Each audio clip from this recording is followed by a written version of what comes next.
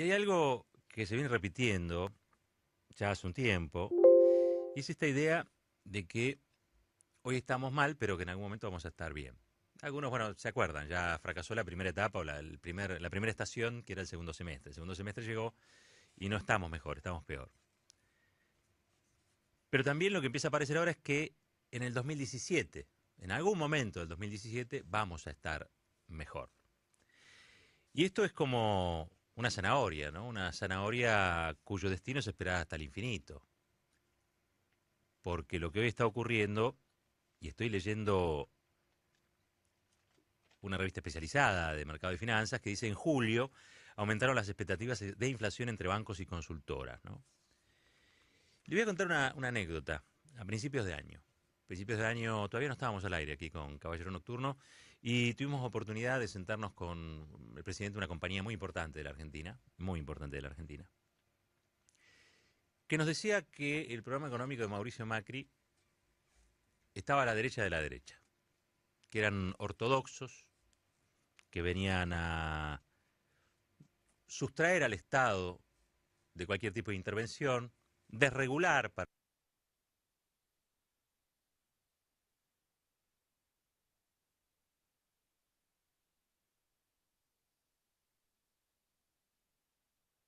que el mercado por su cuenta ordenara la economía y la finanza del país. Todo eso se fue confirmando, ¿no? Digo, la verdad es que no hay ninguna cosa rara. Pero ellos proyectaban, por ejemplo, ya en ese tiempo, y estoy hablando de fines de febrero, principios de marzo de este año, ellos tienen un departamento que se llama de prospectiva. Un departamento de prospectiva donde tiene un grupo de especialistas que en función de las variables económicas determinan ciertos índices, entre ellos el de la inflación. ¿Y saben qué inflación proyectaban fines de febrero, principios de marzo para el 2016, digamos, la inflación? 56%. 56%. El número se viene acercando. El número se viene acercando. Unos dicen, bueno, 45, otros dicen ya 50. Es increíble, ¿no? Porque hay todo un sector, incluso en el sindicalismo, que claro, que tiene que representar a su gente. Algunos por un lado están pidiendo ya o amenazan con un pedido de reapertura de paritarias, y otros que se hacen los osos, ¿no? Que miran para otro lado. Porque muchas paritarias se arreglaron por mucho menos porcentaje. Es decir, que el salario real, el poder adquisitivo de la gente que trabaja en este país, ya estaría perdiendo alrededor del 10, algunos el 15, y otros quizá hasta el 20% de salario real. Salario real. Por mucho menos que esto, en otras épocas, recuerdan, hubo paros generales, protestas, movilizaciones. Hoy hay un sector del sindicalismo que duda, otro no. Otro realmente no duda. Buena parte de ese sindicalismo lo vimos en lo que fue el velatorio de Raimundo Ongaro. El núcleo del MTA, la Corriente Sindical Federal. Me parece que hay sectores del sindicalismo que ya están viendo esto. Pero en realidad mi reflexión de hoy estaba vinculada a la capacidad de ciertos grupos económicos. Yo les decía, era un importante presidente de una compañía muy importante de la Argentina, que ellos ya manejaban el número. Ya manejaban el número. Lo que no sabían ellos es cuál iba a ser el arreglo paritario más o menos promedio. Quizá era difícil proyectar a principio de año cuánto de poder adquisitivo se iba a perder, pero ya sabían que la inflación iba a ser del 56%. Recuerdo que a este presidente de una compañía le digo, ¿inversiones van a venir? Digo, porque la verdad, el lugar común, ¿cuál era? Tenés un gobierno pro mercado, que desregula, que abre importaciones, que le dice al mercado todo que sí, que arregla con los buitres. ¿Inversiones van a venir? Era la pregunta. Y este señor, que no es kirchnerista, lo que planteó es, no van a venir. Digo, ¿cómo no van a venir inversiones si tenemos un gobierno, o la sociedad ha elegido un gobierno, que sus políticas son las que cualquier inversor del mundo quisiera tener, de regulación, digo, la posibilidad de hacer lo que uno quiere, ¿no? Y planteó él también ahí, dice, no, países emergentes no están recibiendo inversiones. Y no solamente no están recibiendo inversiones, sino que si viene alguna inversión, va a ser una inversión de timba. Bueno, dicho y hecho, han pasado pocos meses desde ese momento y efectivamente hubo algo más de 600, 700 millones de dólares de inversión que fueron a comprar títulos, acciones y LEVAX. Es decir, fueron a la timba financiera. No vinieron a generar ni un gran mercado de capitales que después derrame hacia la producción, el trabajo y el consumo, ni nada de eso. Es cierto, hay que contrastar lo que uno piensa a veces, lo que uno proyecta con la realidad, con los hechos, con las cosas que suceden, ¿no?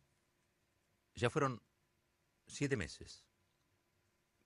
Entramos en el mes octavo del año. Y prácticamente todo lo que el gobierno podía hacer mal, lo hizo mal. Y todo lo que el gobierno podría haber hecho bien, no lo hizo. Y estamos en una situación de coyuntura muy, pero muy difícil, donde las críticas al gobierno ya exceden el universo de, vamos a decirlo así, los nostálgicos del kirchnerismo. No, las críticas son cada vez más grandes en sectores que se supone apoyan, y yo creo que apoyan a este gobierno por cuestiones de pura ideología, ¿no? ¿Por qué? Porque estaba leyendo, por ejemplo, algo que dijo Pagani, el dueño de Arcor, ¿no? Empresarios, dice, esto lo estoy leyendo de Clarín, página 20 del miércoles 3 de agosto, es decir, hoy. Pagani reclamó inversión en infraestructura, mientras que Ratazzi, ¿sí?, el dueño de la Fiat, un empresario automotriz, prevé que continuarán las suspensiones. Y el título es: Empresas reclaman obras y no ven una recuperación. Se reunieron en Córdoba un grupo de empresarios y dice: empresarios reclaman obras, es decir, reclaman inversión pública, que el Estado haga inversiones, no los privados, el Estado que haga inversiones, y no ven una recuperación. No estoy leyendo ni un material provisto por la CTA de Goyaski, ni nada por el estilo. Son los empresarios industriales reunidos en Córdoba. Eso no los hace menos macristas, siguen siendo absolutamente macristas. Pero advierten que hay algo del modelo que falla. En realidad, muchos estaban viendo que podía fallar. Y de hecho, falla. Y lo que está fallando en realidad es que este modelo así como está, ni siquiera le sirve a ellos. Ni siquiera le sirve a ellos. Se van a poner de acuerdo en un montón de cosas, entre otras cosas en bajar el salario, que es la obsesión de los grupos empresarios en Argentina. El único costo que tienen obsesionadamente, digamos, como objetivo para bajar es el salario. Ellos creen que sus empresas y sus negocios se reconvierten en función de que cada vez les salga más barato contratar gente o cada vez les salga más barato despedir gente, ¿no? Otro detalle, estaba leyendo hoy también el Cronista Comercial y dice: solo 1/3 de las provincias creció en el primer trimestre. Escuchen esto, solo 1/3 de las provincias creció en el primer trimestre. La caída en el nivel de actividad se siente con más fuerza en algunas provincias. Solo 8 registraron subas en el primer trimestre. La que más cayó fue Santa Cruz, un 5,6%. Claro, obviamente, Santa Cruz es de las más castigadas, porque no olvidamos que este gobierno castiga fundamentalmente al kirchnerismo, ¿no? Pero digo, 1/3 de las provincias solo creció, es decir, que hay 2/3 que no crecieron. Y ahí después ve a los gobernadores, a los senadores como representantes de esas provincias, sin embargo, tratar de ser esa oposición responsable y complaciente, que en realidad le festeja y les vota cosas a Mauricio Macri y su gobierno, ¿no? Le vota leyes, los acompaña en la comprensión, en la explicación de ciertos fenómenos. Ayer comentábamos los de Pichetto, por ejemplo, ¿no? Presidente de la bancada del Frente para la Victoria en el Senado, que le pide a Cristina Kirchner que por favor no hable de temas de coyuntura. Los expresidentes no hablan de temas de coyuntura, le dijo Miguel Ángel Pichetto. Podríamos decir que, por ejemplo, los que pierden las elecciones en sus provincias no pueden hablar tampoco. Y él fue un perdedor, un derrotado en su provincia. Pero Pichetto no dice lo mismo cuando habla de la Rúa, cuando habla Duhalde. Dice eso cuando habla Cristina Kirchner, no el resto de los presidentes.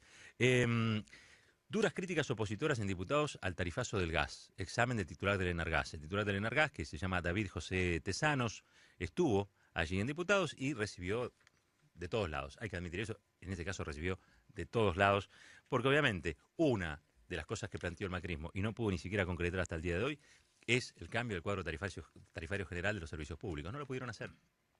Y no lo pueden hacer, entre otras cosas, no porque solamente es inviable, impagable, lo cual ya es bastante insuficiente, digamos, para que no lo puedan concretar, sino porque, entre otras cosas, además de la torpeza en cómo se ha instrumentado, empieza a haber resistencia.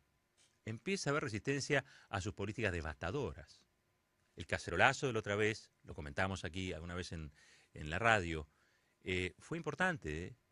No importa lo que salga en televisión o lo que no salga en televisión. Importa lo que sucede en la calle. Y en la calle crece el mal humor. Y en la calle crece también el rechazo a la política tarifaria. Y en la calle también crece el rechazo a las políticas que generan recesión o casi te diría un estancamiento en la actividad económica que se hace sentir fuertemente en esos locales que cuando vos pasás tienen 4 mozos parados y hay un solo comensal. Se ve. Se ve muchísimo más de lo que se veía hace 7 meses, y cuando uno ve que hay alguno que tiene mayor cantidad de gente, es la excepción. Es la excepción. Y sobre todo se ve, ¿saben dónde? En la última semana de cada mes. En la última semana de cada mes se ve y muchísimo. ¿Por qué? Porque la plata alcanza menos.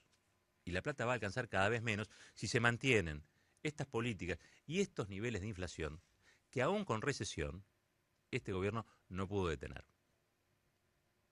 Y claro que hay posibilidades de que esto cambie. Esto no es algo que llegó y se va a quedar para siempre. Del mismo modo que llegó algún día a Carlos Menem y Domingo Cavallo y se comían a los chicos crudos y no pudieron quedarse para siempre. Han intentado, tratan de reelegirse, tratan de convencer a la sociedad de que son imprescindibles para que ciertas políticas continúen y sigan en el tiempo. Recuerdo Cavallo, digo, una gran pelea, ¿no? Porque se sube al menemismo, pero después intenta una cuestión propia con Acción para la República, digamos, una forma propia de llegar a la presidencia y de seguir aplicando las políticas que aplicaba, políticas neoliberales muy parecidas a las actuales. Y sin embargo, hoy los dos, tanto Menem como Cavallo, están hundidos en el ostracismo político. Tuvieron apoyo, yo no me olvido, tuvieron mucho apoyo en su momento. Pero las políticas que aplicaron, esas políticas que aplicaron, le hicieron perder ese apoyo. A veces es una cuestión de tiempo. Otras veces, y creo que esto es lo fundamental para rescatar, y con esto cierro, tiene que ver con la resistencia.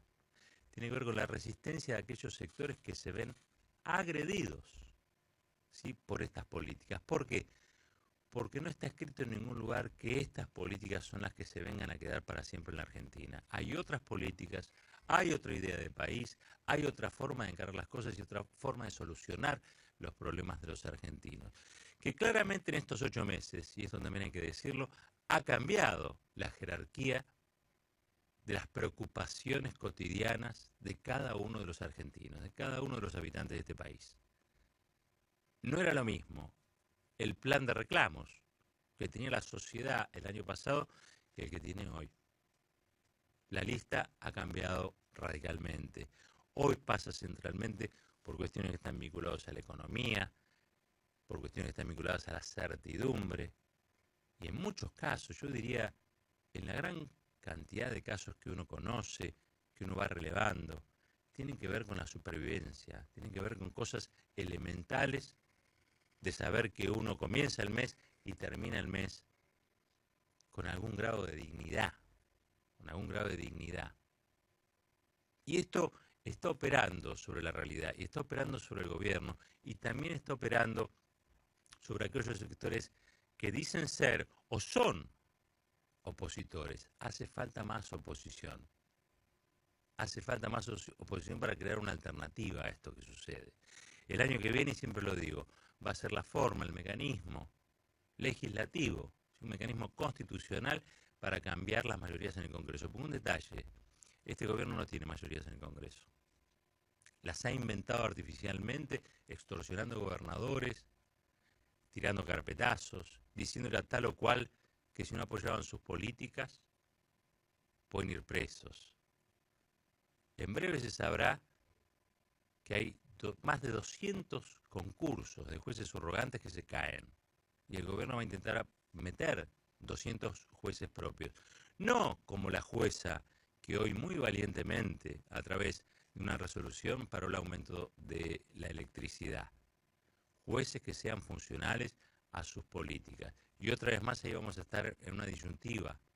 La realidad del sistema institucional y la realidad que opera en la calle. Por eso mañana a partir de las 7 de la tarde, las 8, cuando escuche que suena por ahí un ruido, una cacerola, una bocina, súmese, porque es la forma que entiende el gobierno, es la forma que en realidad obligadamente hace entender al gobierno que sus políticas van a ser no solamente resistidas, sino que están generando ya hoy mismo el germen de lo que va a ser la verdadera alternativa a estas políticas neoliberales que nos dejan sin sueños, sin esperanza, sin futuro y sin país.